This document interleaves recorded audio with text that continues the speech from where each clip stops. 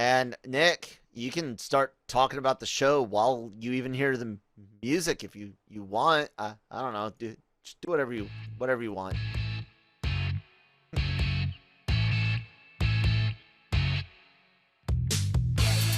Hello, everyone, and welcome to Marvel Multiverse Mondays. Oh, let me just do that first part. No, that's the sponsor. Okay. They sponsor the That's show. our sponsor. We're Grow Nation, Grow Generation, and we are here on another special edition, which will be going on for a while, of Marvel Multiverse Mondays presents Loki Thorsdays, because that wacky God of Mischief decided to just screw everything up for Yeah. the wonderful title I found. Yup. So, how are you doing, Kyle? You want a honest answer or a really good lie? Up to you, and don't tell me which is which. Hold on. I'm doing a show, dude. If you can't figure it out, don't play it. Oh, Jesus. Anyways, that's how I'm doing. So Okay, that'll work. it's been a bit of a like up and down week so far, but we'll live. Sort of had to watch Dark World, which I'll say this again. This movie improved. The worst parts of it are even worse, but overall, the good parts, what works in it, worked better having experienced the Infinity Saga. Mm-hmm. So I guess that's our first question. Yeah, you just kind of answered it. How did you feel about it when you saw it? What order was it? This It was came after Iron Man 3 and before Winter Soldier? yes. Okay. So right there in the middle. Well, the second one, we got Iron Man 3, which most people were disappointed by, and then we got Thor: The Dark World. Yes. So what do you remember about initial Um reactions? Initially just same as everyone where I was like, okay, everything Loki was good. I enjoyed Thor and his progression with comedy and his exposure to the Avengers and Earth has changed him. And that's one of the good things about both Loki and Thor. Their interactions with others have a deep impact on them. And uh it's just that again, the god awful chemistry between him and Portman, and I I always like to say it takes two to fuck up. You like that pause there? Yeah. It takes two to fuck up, right? And when it comes to chemistry on screen, but we've seen Hemsworth do well, not necessarily romantically, but flirty wise. Even we've seen him do better romantically in some other films. Hemsworth, that is. Yeah. But Well, I but mean, even I guess we'll Port talk about Ragnarok when we get to it. Even yeah, though she's not into him, he's very right. flirty with He's Valkyrie. flirty with her. He's trying to be They have great chemistry as a yeah, comedic duo. exactly. But he has none of that with Portman. And as much as I would like to lay blame on both of them, I can't say the same for her. The only one I saw with real chemistry with her was that Black Swan thing. And I know everyone will be like, "Oh, you're just a dude that likes two girls making out." Well, yeah, I do, but no, they actually, as far as legit, believable and the characters in that movie. Did you see it? The actual full movie, Yeah, or just that? Black Okay, Swan. I yeah. saw it in theaters. So their relationships, and it worked. Very though. strange, but yeah, yeah. their chemistry matched that movie.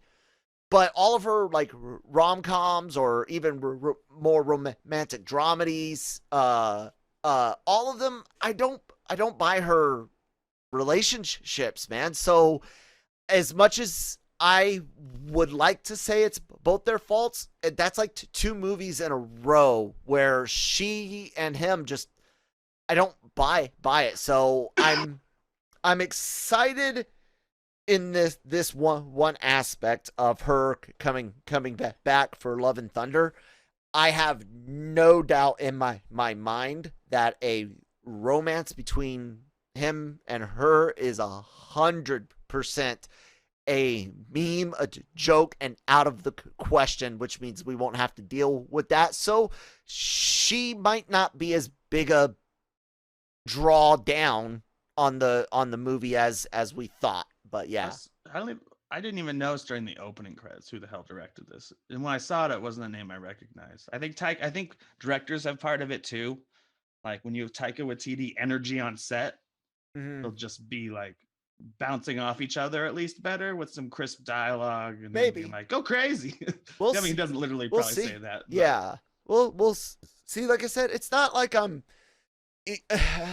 There's some actresses and actors, and I think I might. Well, it's also not entirely her fault. Her previous blockbuster experience with relationships was with Hayden Christensen. Yeah, and that even was more flat than this. Yeah, but she wasn't any better. But no, then again, it's the same deal there. Yeah, no chemistry between those two whatsoever. Neither one of them had any good dialogue to work with, because while I love Star Wars and George Lucas for giving us Star Wars, George Lucas is one of the worst fucking dialogue writers on earth. Director too. Yeah. I mean, they're so flat.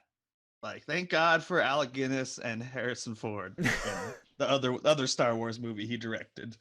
Yeah. Anyways, so yeah, what's next?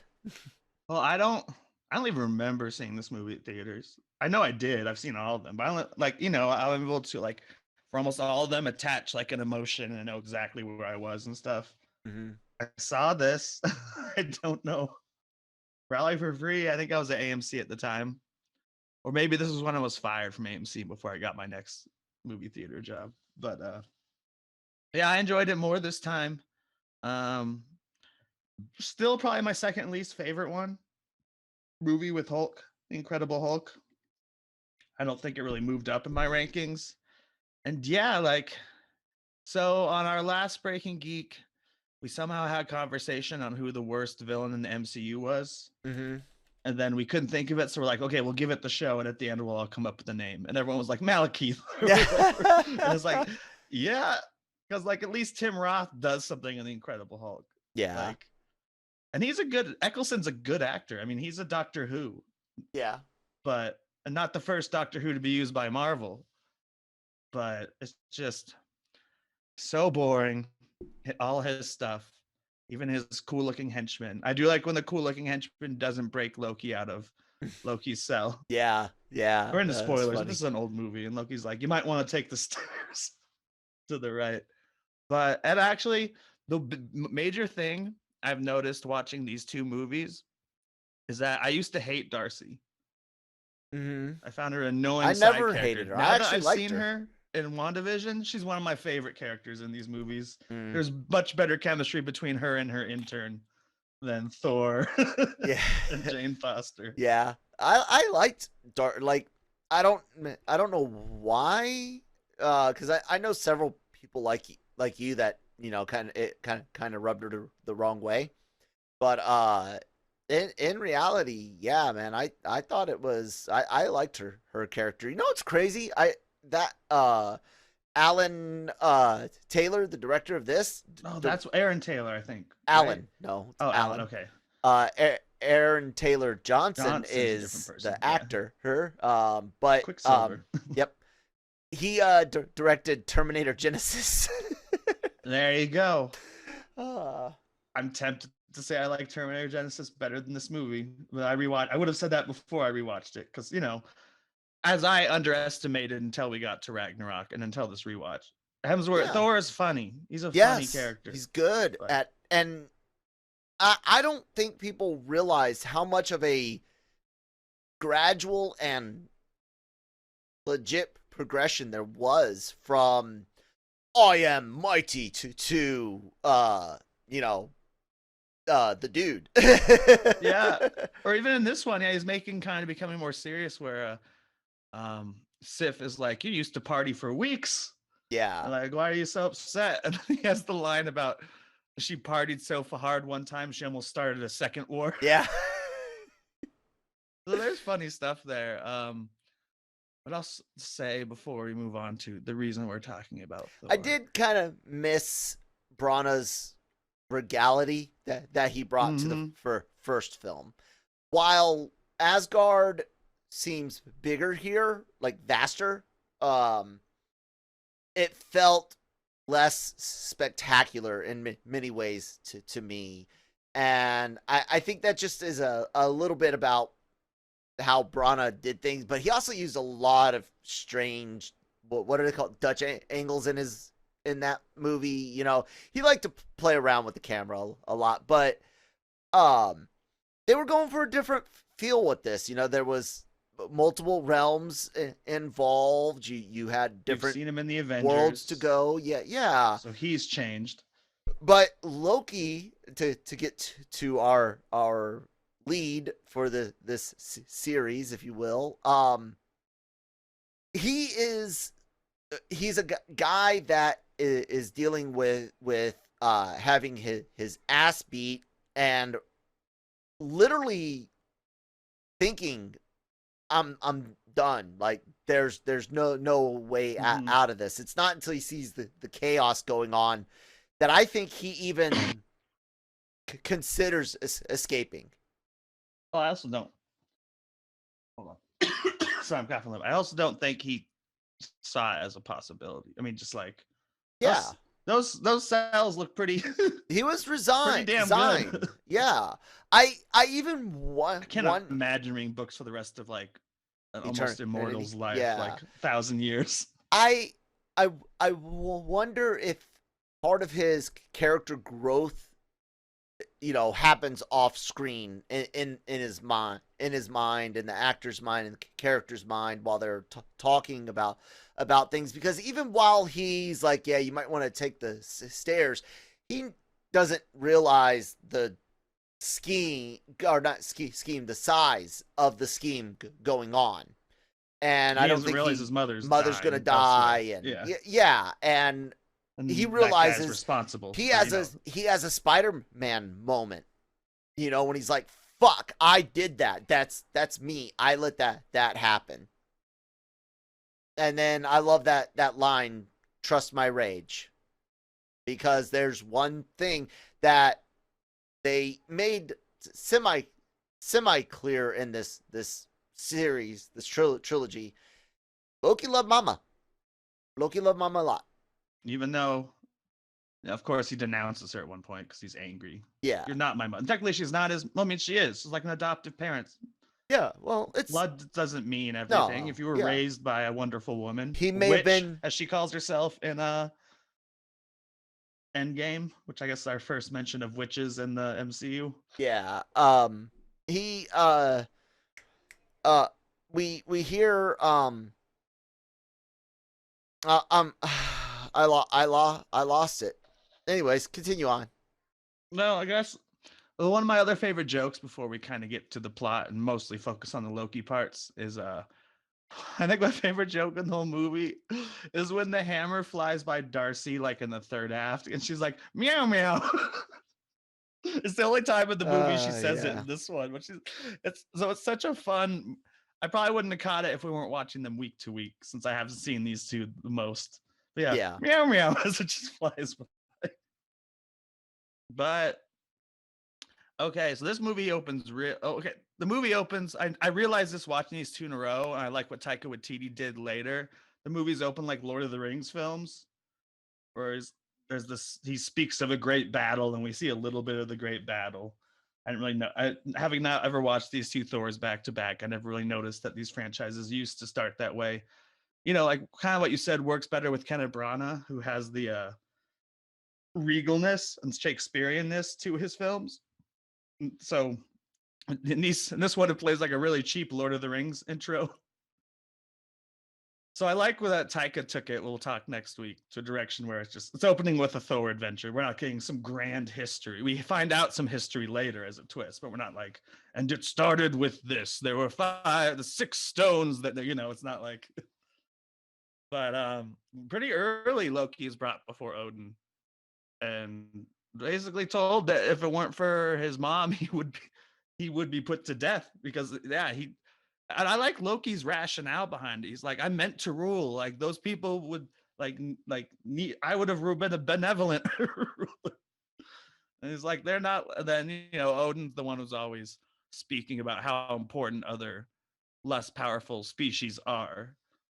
Like it's like, no, we shouldn't be going and ruling over, like wiping out all the ice giants or ruling over the the earthlings. But he does speak about how I like how Odin is so stubborn, where he's like, no, my father killed all the ice, all the dark elves, there are no dark elves, like no, until he sees them. He's a big dick in this movie, even to Thor, and especially Jane, but definitely, to Loki deserves it, but yeah, he has no kind words for his adoptive son in that first scene with Loki. You're muted, sorry. Oh shit, I'm sure you said. It's okay. Hey, it's when it comes to Odin and his behavior towards uh his sons, look what he did to Thor, but when called him an asshole for last time. Yeah, when Thor redeemed himself, he welcomed him back. So it's not like Loki and like you said, Odin spares his life, Nick, we're gonna have to pause for a second, okay? Anyways, I guess we're back. What were we talking about? Just Loki, his mom, Odin being a dick to everyone. Odin being a dick to everyone. Yeah. Anyways, carry on. So that's how Loki's story starts. And of course, we're watching his perspective. He's put in a jail cell, given a lot of books, and just kind of hanging out. We got all the adventure on Earth. Jane finds floating stuff in the ether. Then basically, once the ether's inside her, Thor takes her up to Asgard. She has the funny line where she's like questioning Odin, like, who's this guy? It's like, I am Odin, king of Asgard. And then the dark elves come because they want the ether. They don't really want to destroy Asgard yet. They want it in time for ether, when all the worlds. No, Fear and Loathing in Las Vegas joke. Never mind. When all the worlds converge. It also wakes up the dark elf Malekith when when the ether is found by Jane Foster. Mm-hmm. So in the end, they need Loki's help to escape, because Thor wants to chase the ether, and for some reason Odin's like, absolutely not. Like, yeah, like the best strategy, I guess, is to say I don't know what Odin's thinking. I would have sent Thor off to take care of what is going to turn out to be a fucking Infinity Stone, and Odin knows it but doesn't call it by that. Yep. The only stone that's not a physical stone. Yeah, I wonder what made it that. I guess the idea of it being liquid and to reality's fluid, and I don't know. No, I guess Thanos probably just crushed it so hard in his hand that it became physical matter. Condense the gas or whatever into a little stone. So Loki's their expert to get. He's the one who knows other ways to get out of Asgard and into Asgard, dealing with this frost giants in the last film. So they go on a big chase with ships. It reminded me of Ragnarok when Thor's trying, just hitting the buttons. And they have that joke with Loki. Loki's like, stop smashing them. He's like, I'm not. I've touched them all, though. And he's bashing all the buttons. They joke about who's the better pilot. Thor makes the joke that he can fly in real life, so he's obviously better at flying. Yeah, he should be a better pilot. And they have a pretty good plan, they get someone to a different ship and they escape, and they go straight to the Dark World, where we get an apparent Loki betrayal. Yep. That is not, because they are actually on the same side. It plays out just like when you'd expect. Yeah, I bought it. Like in the theater, I was like, damn, I knew it was coming, but and then when it's revealed that it was a trick, I was like, damn, I didn't know that was coming. But then the Loki death itself. What do you think about that? Did you ever even think in the theater, if you can remember back to it, that he was actually dead? I knew that he was still alive. It's Loki. And they teased it pretty early in his death. I didn't remember them teasing it that early, where he turns into a normal soldier and goes back to Asgard, which we'll see later in the film. Yep. I might as well. I mean, who cares about the other stuff? We're talking about Loki. We're not going to review all of Thor. I mean, this Thor is not that good anyway. So, You know what is good though? And before we go on and talk about more Loki, let me guess. Is it we hear something from our green? sponsor. Yeah, Like the Hulk? like a lot of things. Grow Generation, where the pros go to grow. Grow Generation is your one-stop shop for hydroponic grow supplies, product systems, and more. Grow Generation serves customers across the nation and carries a wide inventory of renowned cultivation brands. Go to www.growgeneration.com, where the pros go to grow. There you go. Go. Please check them out. Say hi. Absolutely. Let them know who sent you. Yeah. Tell them we sent you. But then, yeah, I like when Loki goes before his father as the other soldier and is like, there was a body, though Loki was dead. And then just the expression that other actor gives Odin after he says that, you're like, Loki eyes. Yep. Oh, we forgot one of my favorite Loki moments of all, which I actually heard an interview with Chris Evans about recently. What's that? Like, oh yeah, the cameo bit. Yeah, where Chris Evans is playing Loki. I mean, it's Loki pretending to be Captain America. But everything he says is like, and he's saying it more like Loki than he normally talks. That's such a great cameo. It's one of the best, I think. Little mini crossovers. That I and can feel it Spider-Man through one. me. Yeah, that and Cap as the video. Yes. Videos made. Yeah, that's just awesome. Chris Evans has the best cameos in the other. Even if he's not interacting for real as Captain America with any other characters. What if he became the new cameo, like old Rogers throughout the MCU? I'd be down with that. Like, because at certain points he had a shield, which isn't really around anymore. But there have been points in the comics where he gave up the shield to Bucky so he could be head of Shield, the organization, as Steve Rogers. Yeah. So, yeah, Loki obviously fakes his death. He's the king of Asgard at the end. We don't know what he did with Odin yet. But that's because there's not... Loki has less time. No, Loki almost has more time than the last Thor, but he's in less of the plot.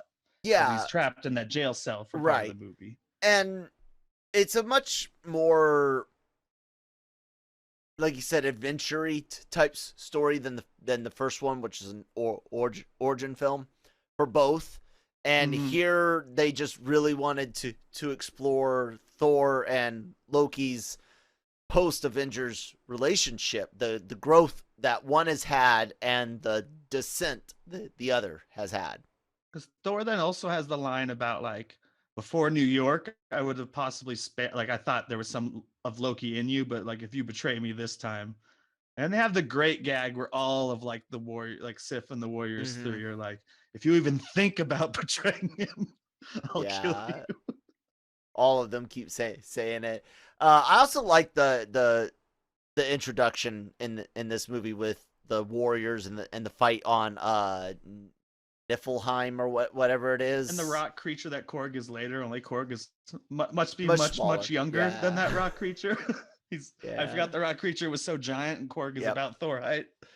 Yep. So, overall, like I said, Loki again. Hiddleston, I can appreciate more after having seen the Infinity Saga in this film, and what works in this film actually really worked well, and what doesn't, really sucks. So, but yeah, man, I am getting more and more excited for Loki itself to come out in a couple weeks. It's it's such a fun idea we've played with time to an extent, but that wasn't worrying about time itself. It was just worried about getting an item and coming back to your own place. But now we're gonna actually get to play with time, and I guess we could mention the Eternals trailer, which did come out earlier this week.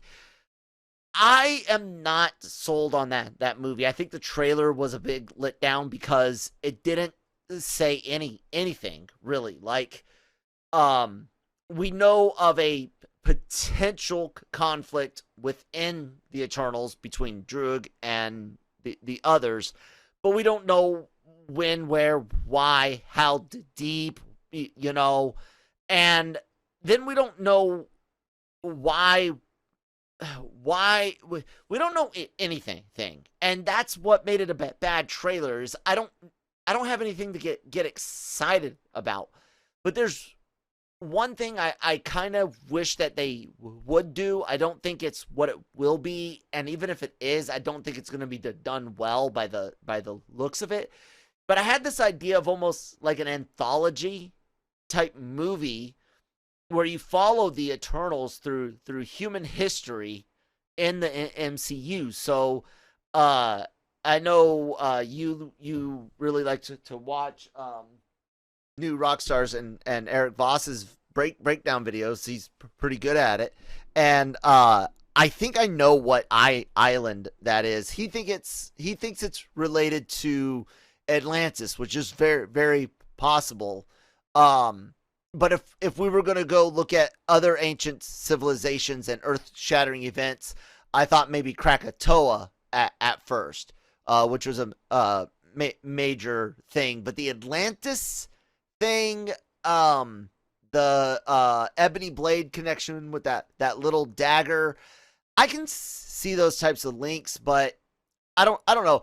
An anthology looking at period pieces like 10,000 BC to 200 BC, 600 AD, going on and on and on. Oh, I'm sorry, guys. BCE and CE, whatever. Go fuck yourselves. I don't even know what those are. Because BC and AD are Christian. BCE is fine. before. I'm not religious, but that's how we say it. Right. The politically correct terms are before current era, which is BCE, and then what we used to call BC, Stupid. And now AD is just CE, current era. So, anyways, bring back the Latin. Yeah, bitches. Where was I? Eternals. Oh yeah. So if they did this period piece like idea, that would be fun. But I don't think that's what they're doing, and without giving me a conflict to get excited about, I just don't care. Well, we just don't know what the conflict is. Like, this is a teaser trailer. Like, I was surprised we got a teaser at all, just because they already have trailers for 2 movies that aren't out yet. Yeah. And trailers for What If and Loki, and like, we have like, if you count the the Disney Plus stuff, we have 4 trailers for projects that aren't out. Like, more than 4, but we have multiple trailers or 1 trailer for 4 projects we haven't even seen yet. Yeah. But it is coming quicker because they have that really truncated in less than half a year. They're releasing 4 movies because of the pandemic. Yep. All of which were meant for last year, except for Spider-Man, as far as the films. Yeah. Last year, all 3 of those movies are supposed to come out in a more traditional, like, no, we were only going to get 2 last year. We were getting Black Widow and Eternals. That's it. Oh, that's right. Shang-Chi was originally coming after the Eternals, because apparently that order doesn't matter. My only question about that, and it's good to bring that up, I think we exhausted. The only thing we didn't say about Thor is that I like that the exact scene that Rocket and Thor sneak past him in Endgame, him throwing the cup up. Yes. We see in this one. Where he just looks and he's like, what? But my question about the Eternals, is it going to be like the first Captain America, where it's all about getting to the modern era, or is it going to be more like first act is all of our growth, and then boom, we're coming out of hiding for the first time? I don't know. That's the thing. In a post Avengers world, because the Avengers don't really exist per se. Yeah, I don't. On their conversation. No, like it's I don't know. They're very, very weird with the way they did this teaser, and it's almost disappointing because I almost wish it wouldn't have come out, because now I actually have lost interest because you showed me something and it wasn't good. It not necessarily that it wasn't bad. It's just that's not nothing I expected at all. All it really showed is the style. We don't know And the anything like you said stars. about antagonists or We don't even Yeah. know jack shit. They don't mention anyone's names. They don't mention any history. All they say is we've been here, guided them, but we didn't interfere. How do you guide but not interfere? Like even some of the editing, like because I'm sure the lines aren't all said like this in the movie. So even the editing of it makes the writing sound. This is a bad trailer, Nick. I mean, like I said, it's a teaser. It didn't like, yeah, I'm not expected to be excited for the Eternals this early in the process. I've never been that excited. Yeah, so why just release because it? like I don't know anything about them. Yeah. So I you didn't gotta know show me, anything like, about the type Guardians. trailer eventually and be like, okay, yeah. Exactly. So they shouldn't have come out with this, and I guarantee that the next trailer is gonna be fucking loaded. And I'm sure we'll get more than 2 Yeah. more trailers. But yeah, no, the big question everyone's asking, of course, with that is the Captain Marvel question. Like, where the fuck were you, like, in Infinity Oh, War? yeah. These guys are like, where the fuck were you in Endgame? Yeah. But technically, half of them probably would have been snapped, and hopefully they have some explanation. Like, they are technically stepping in at a time when, as they mentioned, Captain Rogers and Iron Man are gone, which I love the Captain Rogers line because there is a new Captain America and they know it. Yeah. And his shield is in the trailer twice, technically. Well, the They have style. his original shield, and then in Yeah. the long time ago, what looks like the past, they're holding shields that have the same star and the same circles around it. It's just not colored. Who's got his original shield? One of the people that Angelina Jolie kills in the trailer is a guy holding a shield, and it's just like the one right here, except for it's all iron. It's got the star and the same number of. Yeah, but that's not Cap's original No, shield. it's just so weird that looks like it shows up in a time period. A design, yeah, the design. Like, yeah, but like, you know, it's. I hope they explain that in a way it's not cheesy, because.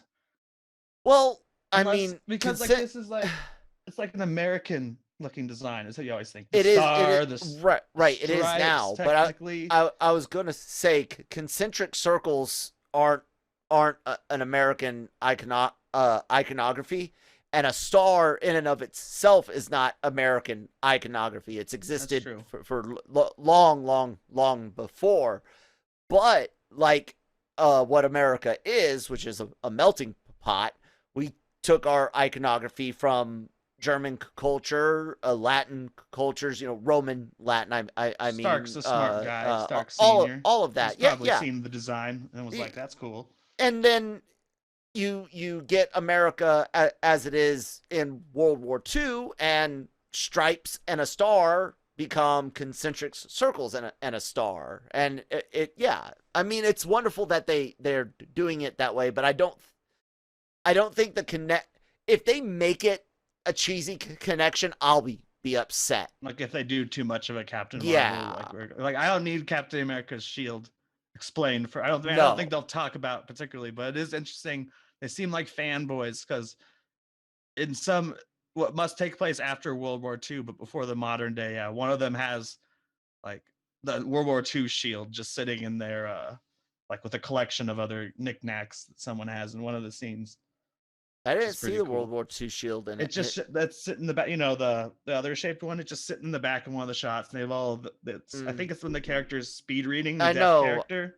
Yeah, I didn't see the shield in that scene, but all right. Anyways, and then finally, let's speak very briefly on Modoc. There you go. I watched a few episodes. I'll finish it. It's okay. I'm not rushing through it. If I loved it, I would have finished it all by now.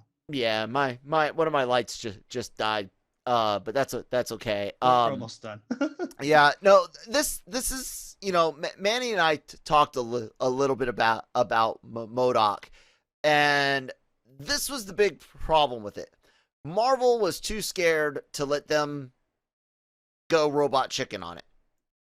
That's just the truth of the matter. They were too scared to let them truly go robot chicken on it, and that's what you needed. You You didn't mean just need sketches instead of a story? not just that, but the amount of things that you would be allowed to do, the envelopes that you could push, right? At about the halfway point, they reach their max. They reach what Marvel was going to allow them to do, and then after that, it was just okay. It's the same old. So, Marvel or Disney, Bob's, whoever is getting cold feet on the grown-upness, let's take a breath and remember what happened when George Lucas all of a sudden said, I want this to be for 10-year-olds. Let's remember the reaction, okay? Don't make Phase 4 for 10-year-olds. But it always has been. No, it's appealed. Almost all those movies to a 10-year-old. Yeah. That's appealing to, not made for. So what I'm saying is, it's okay to let there be grown-up stuff in Marvel. You guys are going to do Deadpool. So help me God, if that's the only rated R thing in the MCU, you're pansies. That's sad. Like, don't be scared about it. You know? If you're... And I'm not one of those that's like, oh, Venom has to be rated R. No, he doesn't. Venom worked great in the 90s cartoon. Dark, gritty, violent, funny when he needed to be with the... You know, but Blade needs rated R. You know, Daredevil, I like it rated R. But you don't have to do everything. But I almost get the feeling that the Howard the Duck and the Offenders or whatever all got canceled. Kevin Smith's Howard the Duck. Well, makes me the saddest. Not just canceled. I wonder if the makers, the writers, the creatives behind them were just like, you're not going to let us do this? Okay, no. We're, I don't care. Keep the money. I don't see Kevin Smith being that way, but I just see him getting a new project and being more excited. Like Masters of the Universe. Is that what he's releasing? Yeah. And obviously he gets to... I mean, I bet if he did Howard the Duck, he would have found a role for Mark Hamill in that also. Yeah. But God, imagine Mark Hamill as Howard the Duck. Well, I would just hope that Seth Green would come back to voice Howard like he did in the Guardians movies. Oh yeah, he would, because Seth Green's a producer on Modoc. If that ever happened, and oh well. Yeah. We'll see. Anything else marvelous? Loki Thor.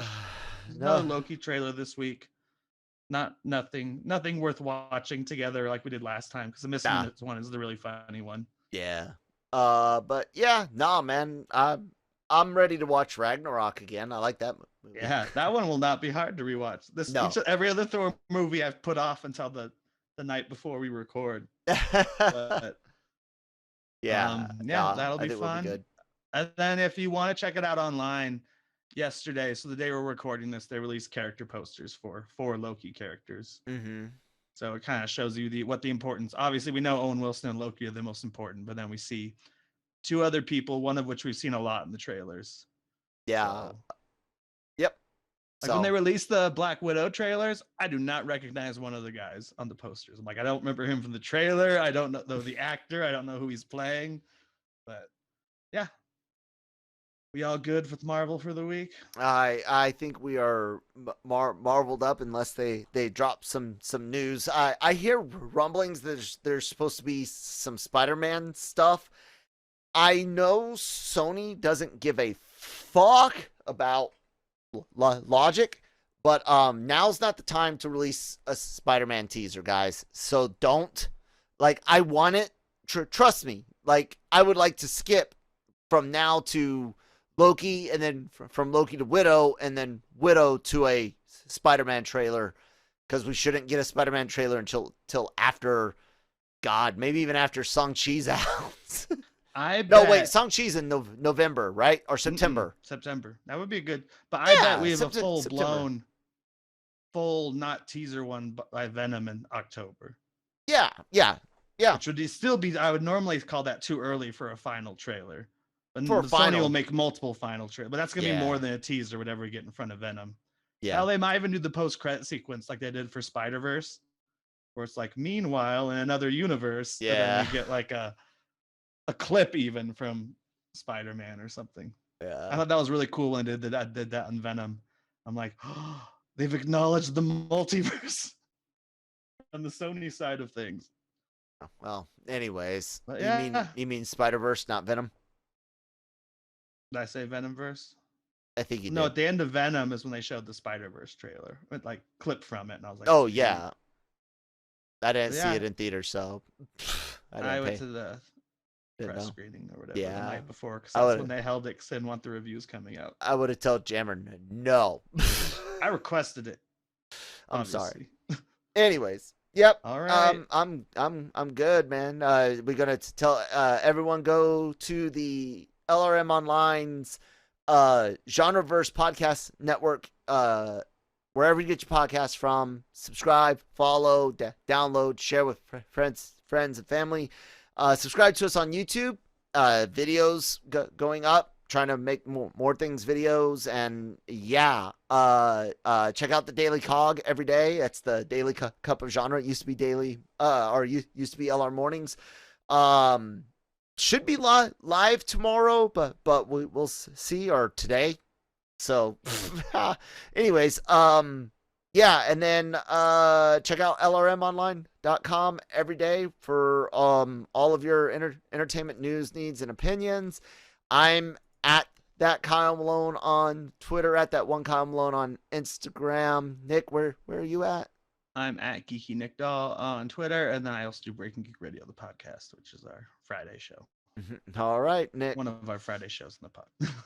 There you guys go. All End right. it. Excelsior. Enough said.